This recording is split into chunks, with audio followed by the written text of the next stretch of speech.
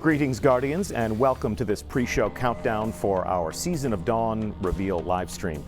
We're grateful that you have gathered together to receive this message about action and hope and loot and heroism today.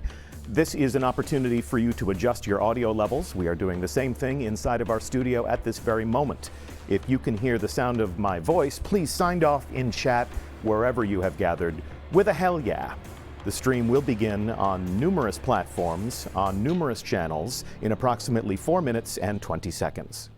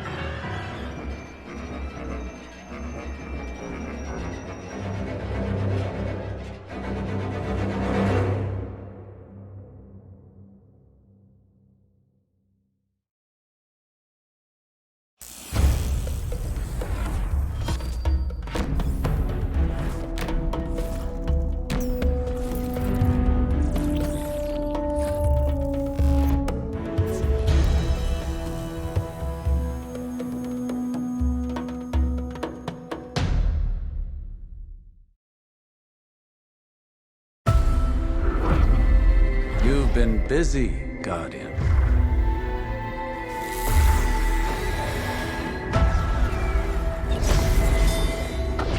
When you slew the Undying Mind, you changed the course of history.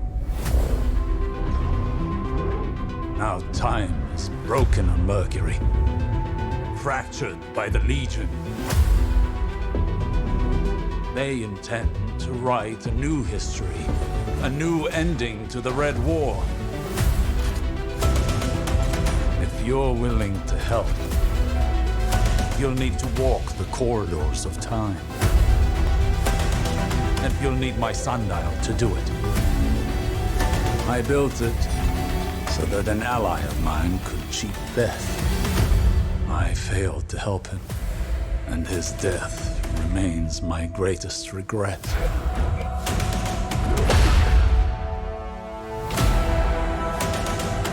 They call me the greatest Titan who ever lived.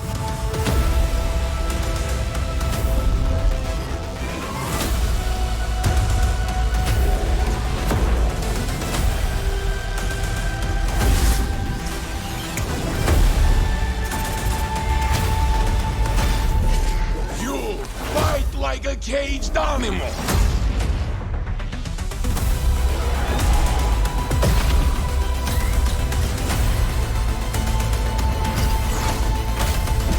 Triple down.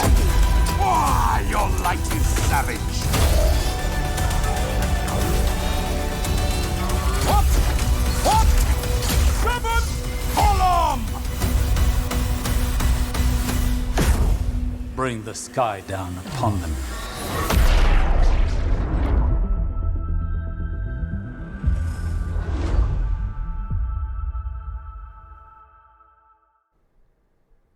Hello and welcome to a Bungie live stream. We are here to take a look at Season of Dawn. I'm Deej, I'll be your host, and I'm joined on set by two developers who have led our development team in the creation of this new story that we'll be telling. And how are you today? Good. Thanks for having us. Yeah. Rachel and Jonathan, do me a favor, introduce yourself to our community by talking a little bit about what you do at Bungie and what was your unique and personal contribution to Season of Dawn. I'm a producer on Vanguard Omega. I helped lead all the different disciplines and create this really cool experience for the community. And I was the narrative lead on the season. I collaborated with design and art to help bring you guys the story of Saint 14's big return. Very colorful today. Oh, thank you. Thanks for noticing. It's a lion, and it is meant to remind me that a lion doesn't try to be fierce, it just is, just like Saint 14. That wasn't That's rehearsed not at all. a joke. No, and it wasn't. It wasn't rehearsed either. It was very extemporaneous. Regarding Saint 14. The past 24 hours have seen a great deal of Saint 14 hype, I guess we would have to say. Yes. And as developers, as creators, what has been your own personal response to their reaction to the Season of Dawn reveal trailer? I spent most of the night watching all of the reactions to the trailers. It was probably my favorite part of the evening with my fiance. We just sat there and watched as people tried to speculate what was going to be happening through the season. Professor Bromion was probably my favorite reaction so far. Yes.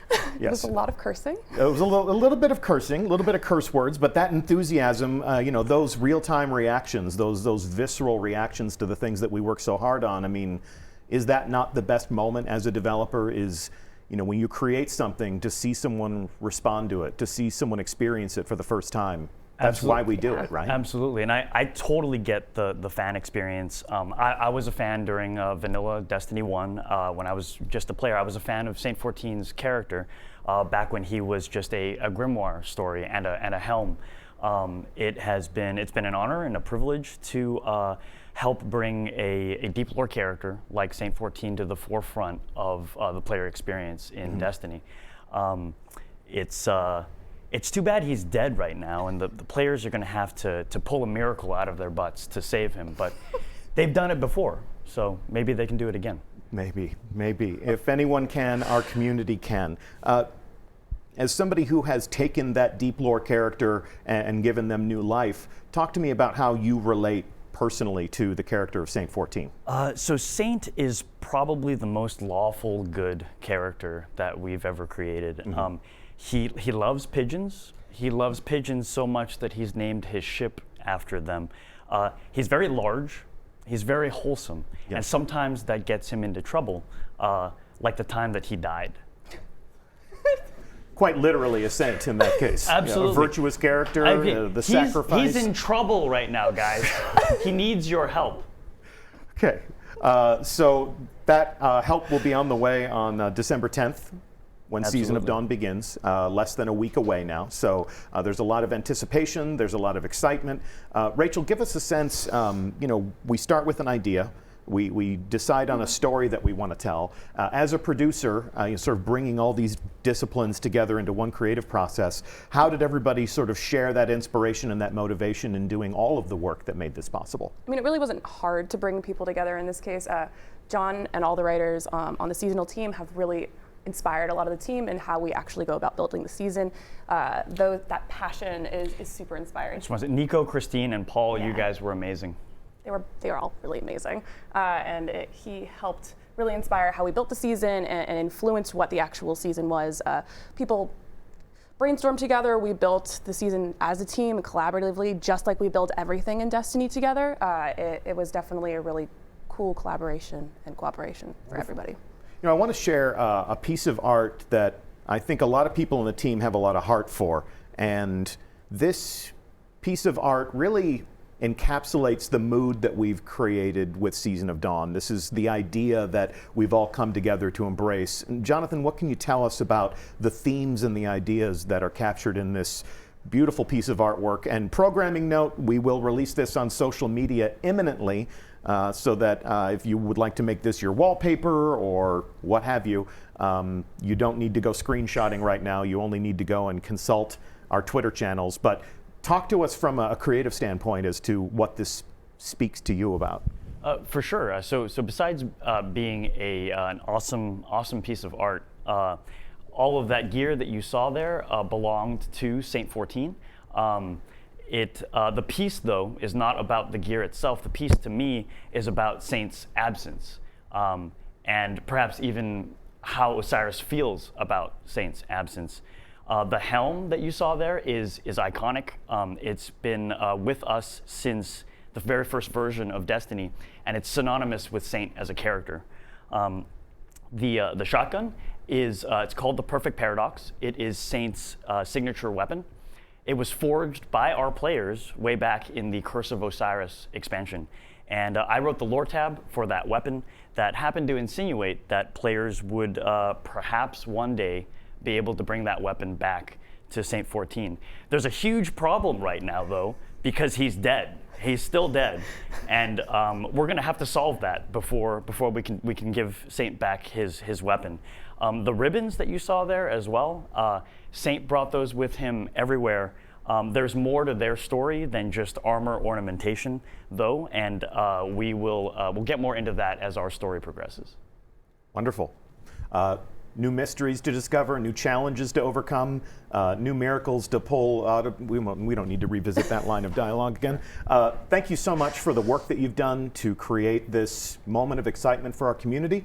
People are really looking forward to embarking on this new journey, and that happens on Tuesday. Yep. Thank you very much. Thanks. Yeah. So telling a new story with Season of Dawn is just one of the things that we're doing. Let's take a look at everything else that we have planned for the months and weeks to come. As is customary and typical, we like to release a calendar of all of the events. If you are screenshotting, if you are squinting to read the fine print, this is also going out on social media. Many different reasons to engage with Destiny, many different awesome things to add to your collection, special events to recognize the season, exotic weapons that you can go on a quest to earn, Crimson Days celebrating, the love between members of our community, etc., and so on. So with that, please do consult our social media channels. And look at this, we have two more developers in our hot seats. Robbie, Tomo, thank you so much for joining us. Yeah, it's great to be here. Thanks for We're having going to us. have a conversation now about how the beginning of one season on the tail end of the end of another really will have an opportunity to change the game. Before we jump into that conversation, give our audience an idea as to, for yourselves, what you do at Bungie and what was your unique fingerprint on Season of Dawn. So I'm a creative lead at Bungie, which means I'm the one who is kind of the vision holder for the seasons we're working on. And I basically work with the team in a collaborative manner to collect the best ideas and work on those ideas with everyone to bring them to life in the game. Cool. Yeah. And Tomo. I'm the combat air lead here at Bungie. Part of the systems team, and so something that we like, one of our mandates is to make sure that we're continuously updating the game, keeping it fresh, keeping it engaging for players, and so definitely trying to do that again with Season of Dawn. Yeah, creating the action. Yep. In that moment when we finally get to play, we can feel your work. All right, that's wonderful. Robbie, Season of the Undying is coming to an end. Season of Dawn begins. This is going to be a different feel for our community than it was last year when we went from one season to the next. Can you give me a sense of how our goals are changing there? I know that we may have seen you or Luke Smith previously in Bungie Media talking about the fact that we're trying to build something that lives, right? So talk to me about how the beginning of this season really is a realization of those goals. So something we're really trying to do is take the triumphs, take the victories, and maybe even sometimes the failures that you experience as a player when you're in these seasons, and have them directly connect and evolve in the stories that we're telling moving forward. And so, basically the community is actively stopping the Undying Mind right now and stopping the Vex threat from the Black Garden. And during this time, OSIRIS is in the Infinite Forest, and he sees this timeline that the Guardians are on, and he sees calamity. And so that's why he's leaving the Infinite Forest. And so basically your actions as a player are directly propelling us into the next season. And if you think about how we used to build our campaigns, right? Like, that would be an experience that you would play once at the beginning of the year. It would be finite and it would end quickly. And really what we're trying to do is kind of take that experience of the world changing, of the world evolving, of your actions having meaningful impact. It's something that you experience throughout the year and not just, at the burst whenever a big expansion comes out. Yeah. And I think if we look back at Season of the Forge, Season of the Drifter, Opulence, they were these self-contained, very specific experiences that didn't relate to each other all that much. But now there's this through line, there's this persistent narrative, and as you do these awesome things in Destiny, as you conquer your foes, you leave a lasting impact. A lasting impact, and you impact the way the story gets told and the way the story evolves. And so I think something also interesting that we get to do is we actually actively get to see how people are actually reacting to the stories that they're experiencing as well. And as we're developing the future seasons as well, we're thinking about that, and we're thinking about the things that they like and they dislike as well, which is different than what we've been able to do in the past in some ways. So in any moment of gameplay or discovery, you're putting the pieces on the board that you can pay off later. Yes, and I mean, it's something like John was mentioning before, that we had something in Deep Lore, right, from years ago, and I think what we're seeing now is a game where we can actually, players can actually initiate things happening, and we actually get to react to them faster. There's going to be a lot less of the like, oh, there's something in lore that we never talk about, and it's going to be a lot more of like, okay, we say something at one point in the season, and we really want to try to react to it within a shorter time period, really. Okay. So. Well, we've had a lot of talk so far about ideas and feelings and goals and ideas. Let's actually take a look at the game, Tomo. Show us how we can configure a hunter for ideal combat conditions in Season of Dawn. This may be what your character looks like on Tuesday. Yeah, I mean, first off, I look freaking awesome. I'm a hunter. That's step one, of course. Yes. But also, like Robbie said, like, even through our combat and like the action game, we want it to feel like you're evolving. Your guardian, your setup, your monster killing machine, that is evolving season over season. One of the ways we're doing that, of course, is some of you might have read on our weekly updates, we have a solar subclass update coming with Season of Dawn. But on top of that, season over season, we're injecting new ways to play when it comes to like the artifact, changing up the mods there. So I'll dive in there real quickly.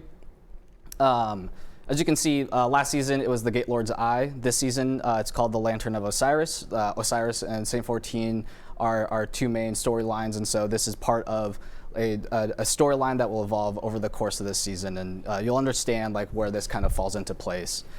We've also changed up a little bit of the artifact in the way like we have our mods laid out. As you can notice, we have in our first column here now, we have our champion mods. Because the artifact resets at the end of the season, you're going to get a new one. Yeah. We want to make sure that this is something that you can reacquire pretty early on. These are going to be for different weapon archetypes from what you're used to in the past. And these will help you overcome, and you'll see here shortly, like the champions that we have for the Cabal. This is your perfect weapon for the new combat conditions. As you go into the Sundial, which we will be playing in a matter of moments, this is going to really play into how you can perfectly configure your character to confront those new challenges. Exactly. You know? And this upcoming season, we're focusing more on the long-range combat, precision shooting, and I'm sure Guardians have noticed that last season it was focused more heavily on Arc and Void. This upcoming season, because we did the Solar subclass update as well, we're going to be focusing heavily on Solar and Void as our secondary element. Okay. So here's a couple that I've selected for myself. I personally really enjoy pulse rifles and scout rifles and stuff like that, so I've grabbed a couple of those. As well as in the second column here, our Guardians probably remember from this past season, all of them were reloader mods. We've actually mixed it up, so now you can also get unflinching for certain weapon archetypes, as well as enhanced targeting. And then we've also added a couple new mods that players haven't seen yet. My personal favorite that I'm looking forward to using is this one called Guardian Angel. This allows you to get a chance of a healing orb to drop if you get a precision kill. And yeah, you have to use one of the precision weapons that is in meta for this season. All right. And then let's take a look at configuring your character. Armor 2.0 was something that people delved into for the first time at the beginning of last season, and I understand it's evolving in this season. It is. So the rewards team did an awesome job of giving us Armor 2.0, but Armor 2.0 by itself isn't the end of it. Like they're continuing to enhance the experience. And something that you might notice is any piece of gear that you acquired during Season of Dawn now has a different symbol in their fourth mod slot here. Instead of having the Vex symbol for signifying the last season, we now have a new symbol for Season of Dawn. And over the course of the season, through various activities within the season, you'll be able to acquire new mods that you haven't seen before. And these mods now have like a new mechanic that is called Charge with Light. And when you're charged with light, you actually get these benefits. So there's certain mods that allow you to get charges of light, and then there's certain mods that allow you to consume charge of light. And this becomes like this new gameplay engine that actually works throughout the entirety of Destiny now. It isn't just for the Nightmare hunts or just for the raid. So we're pretty excited for that. Fantastic. All right, what else you got for us? What else is new? All right, since I'm a hunter and I want to look cool, finishers is also a great way to look cool. Yes. So I'm going to go down to the finisher blade, and players might notice here that now you don't have just a single finisher icon here, so signifying that that is what you have equipped. Instead, now we have a new multi-equip feature. On systems, we want to continue to evolve our features and continue to make the experience better for our players. And so what multi-equip does is more or less like a playlist for your finishers. And you can have up to 9 in your bucket here, and then you can actually just do like a right thumbstick click, and then you can favorite them, and you see that little star next to that where it says legendary. Yeah. And then that allows you to actually then have those randomly be selected when you're doing finishers in the game. You want to preview one of your favorites for us? One or two of your favorites? I'm definitely going to say, since Saint 14's coming back, everyone's going to love this one, right? You got to get that head bash. And how can we earn that one? This one, I believe, is on the Season's Pass. So Yes. Yeah, it's on the Season's Pass. As long as you get the Season's Pass and you're playing the game, then you'll be able to earn this fairly quickly. Wonderful. And then you'll also have other ones that are going to be in the Eververse store. My personal favorite is this one here. Love that one.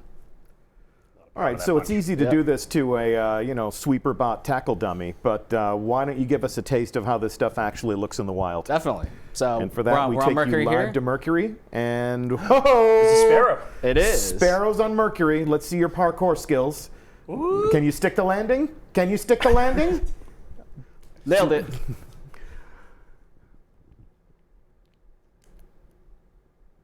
Beautiful. Stuck that landing too. Where are you going? Where are you going? Oh, you're far too lethal. I'm too good. Just too good for our own good. All right, seeking targets. You'll do. Should have been the kneecap. You're kneecapping that guy. Oh, there's the headbutt. Beautiful. Come on. Well, this isn't your okay, dance. You want some of this? Yeah, You can he have does. some. Wonderful. All right, that all looks great. So, changes afoot.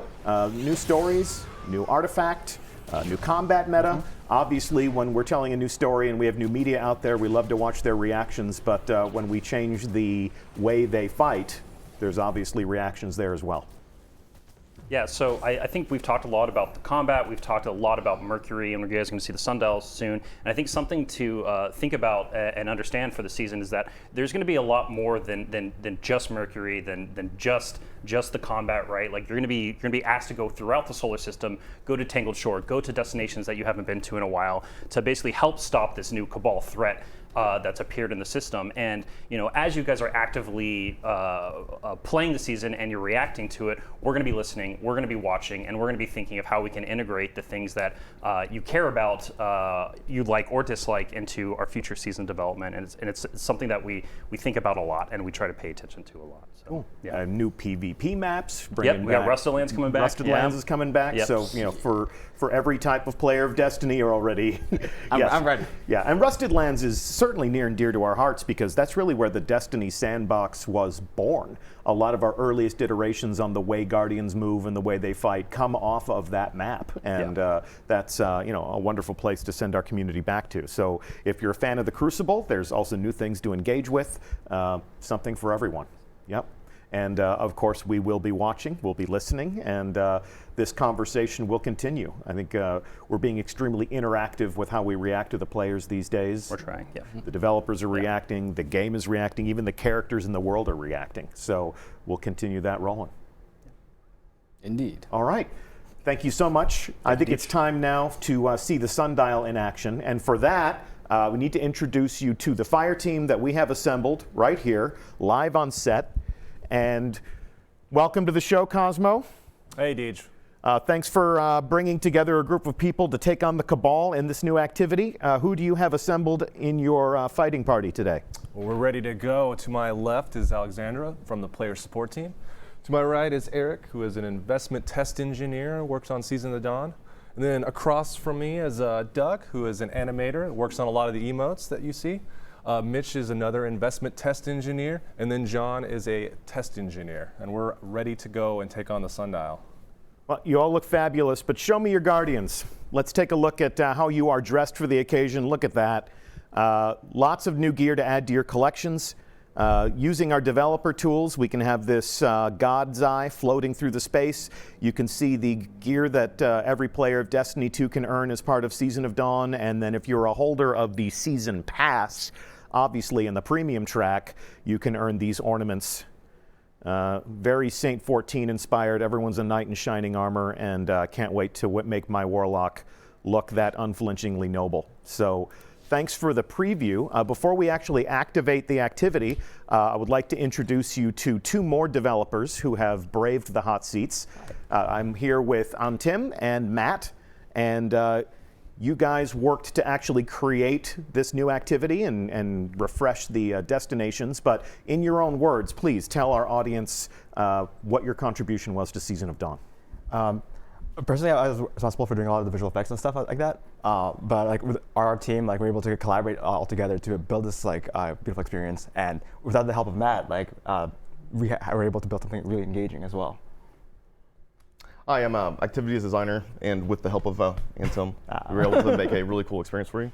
I worked on activity structure, encounter design, your overall experience as you go through encounters and interact with the mechanics, and your moment-to-moment, what you're shooting in the face, essentially. That's really what it comes down to, doesn't it? That's what, we've always been at war with the Cabal. We have, whether we wanted it. Whether we wanted it or not. Whether we wanted it or not. All right. So let's go ahead and check in with our fire team. We're going to lay down some developer commentary while they shoot those things in the face. Cosmo, you are prepared to begin this activity. First thing that we can notice here is that we have a new landing zone for the sundial. And talk to me a little bit about the inspirations and the design motivations that went into breathing some new life into Mercury. So in Mercury, like, we had this really good opportunity from narrative to like really clash all these different timelines. You got like past, you got present, you got future, and like as artists, like we wanted to like see all of these assets again. So like, you know, we just like figure out how to make this like as epic and as beautiful as possible. And then like suddenly we had the idea like, what if we just put all of them all together? And it was daunting. It was really scary because like there's a lot of technical challenges. We had to like go around with like lighting. We had to go around with world art and just like over and over again to like make sure they actually got it all working with these giant time walls and everything. But in the end, like, you know, it was worth it. Like, I'm really proud of the work we were able to do. So we're going to be fighting our way up this slope here. Yeah. Matt, the sundial is sort of emerging in the distance. This is OSIRIS's device that he can use to sort of control the corridors of time, all the alternate realities. What were some of the themes and what were some of the different motivations that we embraced as we created this new action for the player? Once we learned where we were going on the narrative front, Jonto, I'm so sorry, but it was obviously, you know, time cops stopping time crimes. Time cops stopping time crimes. And yeah, you can see players here. They just engaged with one of our new Cabal champions. Mm-hmm. All right, and so here is this enormous device. Thanks. What were some of the different inspirations for creating this new structure? It's pretty daunting. So for sundial, like, we had to make this crazy time machine. Like, it's super dangerous, you know, like it's trying to borrow a lot from this like Vex tech. And then like Osiris, you know, this mystical arcane person's like, I got an idea, and he's built this crazy thing. So like we had to mix like a lot of these structures of like this really cool visual effects language that we have for vexillology grids and stuff, and then try to immerse like some of the really like instrumental like technical stuff that Osiris has, you know, which is like more inspired from the 18th century like nautical instruments and stuff. And then like we just built it, and like, you know, it looks great. I love it. Really nice. So like we have set up in other activities, that was a totem they just interacted with, and that started the encounter. And it looks like they're in the future encounter here. I love this one. Yeah. So they step through an aperture into a different alternate reality, into a different timeline, and This is what could come to pass. pardon me? This is what could come to pass. What could come to pass if we are not victorious. And when they activate this activity and they step through that window, they're not entirely certain what they're going to get. Like, this can be different combinations of timelines. It's going to be different every time they access the activity, yeah? Yes, and the activity bosses will evolve. They will, week to week, they'll roll out a new one. And there's some surprises I really wish I could talk about, but I'm super excited for players to find out what it is. You know, as the season rolls on. And to your point, yeah, week over week, there will be different bosses for them to face at the end of this activity. Our enemies have some tricks up their sleeves that will be revealed and understood over time. So your first experience with the sundial will certainly not be like your last experience with the sundial, and it'll be a varied experience. So, and the activity you'll always complete it. It doesn't matter who you matchmake with them. So if players find themselves with you, they'll still be able to complete especially you, D, they'll still be able to complete the activity. What? Yeah. Shade. Especially guys. So yeah, the whole one of the goals for when we set this up is it's not a traditional horde mode. There are mechanics in here, and you'll find that there's a lot of different strategies you can incorporate in order to get through the activity and earn your rewards as fast as possible. Yeah, okay. And when hard mode comes out, you're gonna want to bring some friends that have, that have leveled up their artifact and gotten better mods to be able to use against. So point of order, the sundial is a 6-player match-made activity. Correct. I can bring a pre-made 6-player fire team if I want. Obviously, a team that can communicate with each other and coordinate with each other can complete this activity more efficiently, more quickly, get to that loot at the end. But in terms of hard mode, that does require a pre-made fire team. Yes. Okay. You're gonna just want to set those expectations appropriately for our community. So we got some big bad bosses here. I think players are gonna really enjoy the new champions. One of the big challenges you have to figure out for this particular encounter is that, like, we had to like be able to throw this ball that creates this giant laser and stuff. So happy. I'm so glad we got that in there. But like one of the difficulties is that you're looking at this really bright skybox, and we had to make a laser like be brighter than the sun when you're on Mercury, and that was a challenge. I'm glad we got it working, but like my gosh, we had to iterate a lot on that one. Yeah. So talk to me about what the players are doing right now. They're picking up these charges. How exactly are they using these to overcome the tactical conditions So in this here? possible future, the Cabal have won. They've learned to potentially weaponize the light, and they have all their ships just in orbit, and you're basically, thematically, you're just basically saying, stop hitting yourself. You're throwing their kind of beacons. He's like, when I remember we were early in production, I went up to John, I'm like, can we get a line that says, "Idiot, start off the laser"? It just cracked me up, but I don't think we got it. There might be a random chance, guys. I don't know, but it entertained me greatly. I remember in production, like when you first came up to me, like, hey, we got this prototype working. I saw it, I was like, my gosh, how are we gonna pull this off? I'm gonna blow up the whole goddamn world with this thing. That's the power of fantasy here. The sundial itself, it looks like a very dangerous thing. It looks like the type of thing that your mother would tell you not to play on, and here we're sending 6 people up on that thing to play with time. What were some of the different discoveries that you make along the way through playtest with the sundial specifically? Make friends. I'm just kidding. No, it was actually it was kind of humbling, and just kind of it was a great exercise in just user experience, because you spend all this time building encounters, building mechanics, and tweaking things, iterating, and some of the most fun that we had in playtests, and we were noticing is players just like killing themselves. They really just like to entertain themselves by just being murdered over and over and over again. So the sundial, it probably has some design flaws. OSIRIS, he was just It's a feature. Yeah, it's a feature. Yeah, there they go. In some timelines they die, in some timelines they make it, You can't control time. Yeah. Well, we encourage you all to be very careful as you play on the sundial. That's the end of the first encounter, and there are several more encounters that would lead to the final boss. Yep. We will unveil different final bosses week over week, and that's as far as we're going to go with all this today. So we've given you a taste of the new action, the conditions, what's at stake, what you have to fight with. New champions will require a new artifact. Anything else you want to call out? No, just the whole team. The whole team that worked on this, they just brought it. Yeah. So I'm super proud of everybody. Cool. Yeah. Well, we thank you for all your hard work. Everyone at Bungie who worked on this, pats on the back for everybody. Lots of love in this room. If you're sitting in chat hoping for another 2 tokens and a blue moment, we're here to rewrite history. So what we're going to do is we're going to enable you to discover the rewards and how all that works. The first loot drops will be for you to earn. Season of Dawn begins on December 10th.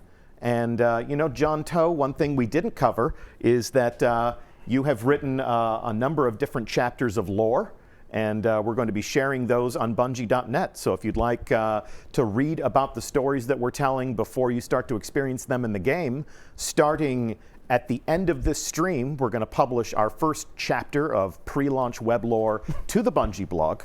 Go check it out. And we're going to have another one to publish every day between now and launch. So on Tuesday, the weekly reset will change the game more than it does on your standard week. We're really looking forward to you playing Season of Dawn.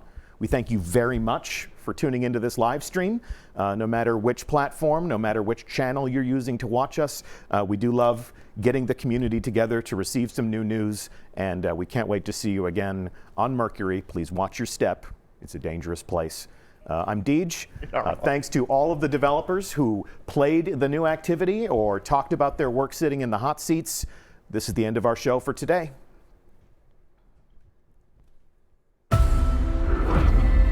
You've been busy, Guardian.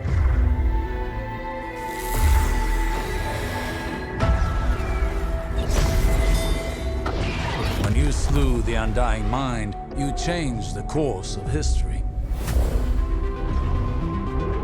Now time is broken on Mercury, fractured by the Legion. They intend to write a new history, a new ending to the Red War. you're willing to help, you'll need to walk the corridors of time. And you'll need my sundial to do it. I built it so that an ally of mine could cheat death. I failed to help him, and his death remains my greatest regret.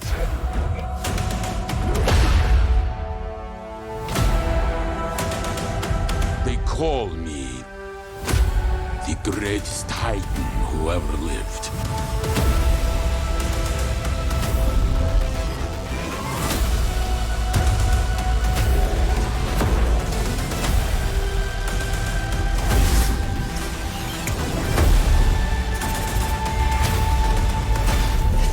You fight like a caged animal.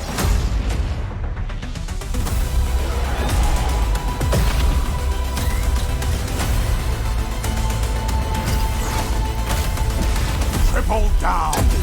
Why, your light is savage!